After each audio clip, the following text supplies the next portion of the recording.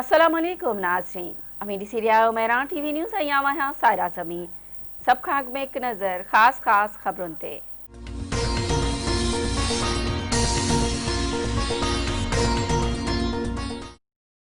PP chairman Bilawal Bhutto चयो आहे त उमरकोट जी आवाम जाली हुकूमत ऐं आवाम दुश्मन कुवतुनि खे जवाब ॾेई छॾियो आहे।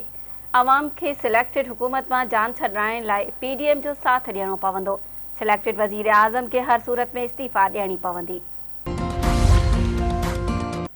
पीटीआई जे परॾेही फंडनि वारे केस में देर ख़िलाफ़ पीडीएम जो इस्लामाबाद में इलेक्शन कमीशन आॾो एहतजाज। वॾे अंग में कारकुन पहुची विया।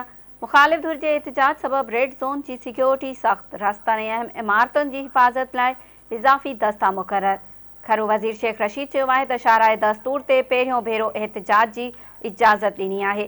उमीद पीडीएम पुरअमन नमूने एहतजाज कंदी। सिंध हाई कोर्ट लेक्चरारनि खे 20 ॾींहनि अंदरि तरक़ियूं ॾियण जो हुकुम ॾेई छॾियो। अदालत चयो आहे त लेक्चरारनि खे तरक़ियूं न ॾिनियूं वयूं त तौहीन अदालत जी कार्रवाई हलाई वेंदी।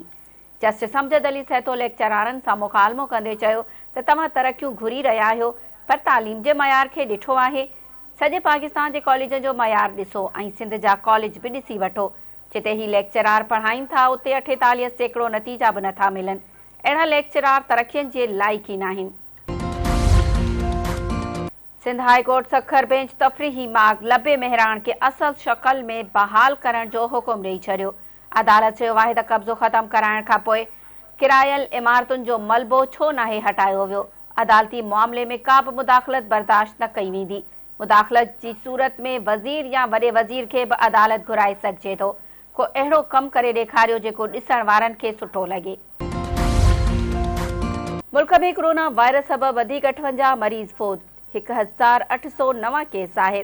फोतियनि जो अंग 11,055 ऐं मुतासिरनि जो अंग 5,23,011 ताईं पहुची वियो। एनसीओसी जो चवणु आहे त मुल्क में हिन वक़्तु फ़ाल केसनि जो अंग 35,485 आहे। 2,341 मरीज़नि जी हालत ॻणती जोगी आहे। कश्मीर जे ॻोठ नज़र डोमकी में कान्हे इल्ज़ाम हेठि औरत क़तल। जवाबदार राहिब पिताफ़ी गुटा ॾेई पंहिंजी ज़ाल शबीरा खे क़तल करे छॾियो। कंदकोट वेझो सतार ॾिनो पतण वटि सिंधु दरिया में 2 ॻोठाणा ॿुॾी विया। ॿुॾी वियलनि में कबूल सुंदराणी ऐं बडीन भंगवार शामिल। ॻोल्हा जारी। डोकरी वेझो वीहड़ थाणे जी हद ॻोठ पीर मूसा वटि मुबैना पुलिस मुक़ाबिलो। गड़ी खेरो वासी ॾोहारी नादिर लाशारी मारिजी वियो।